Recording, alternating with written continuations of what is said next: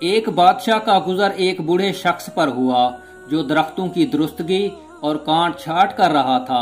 بادشاہ نے کہا، اے بوڑھے، کیا تجھے ان درختوں کا پھل کھانے کی امید پڑتی ہے؟ بوڑھے نے کہا، بادشاہ سلامت، ہمارے پہلے لوگوں نے زراعت کی تو اس سے ہم لوگوں نے فائدہ اٹھایا۔ اب میں اپنے بعد آنے والوں کے لیے یہ محنت کر رہا ہوں تاکہ وہ نفع حاصل کریں۔ بادشاہ کو اس کی یہ بامذاق اور مفید بات بہت پسند آئی اور خوش ہو کر اسے 1000 اشرفیاں انعام کے طور پر دیں۔ اس پر بوڑھا کاشتکار کھلکھلا کر ہنس پڑا۔ بادشاہ نے حیرت سے پوچھا کہ اس وقت ہنسی کا کیا موقع ہے؟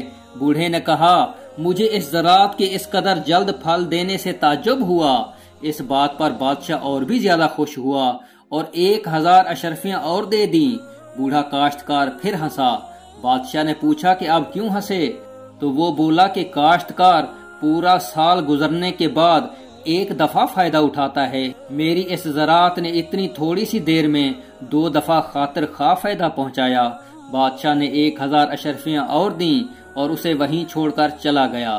حاصل کلام یہ کہ محنت کا پھل ضرور ملتا ہے، اور یہ بھی معلوم ہوا کہ دانائی کی بات کرنے میں بڑے فائدے ہیں۔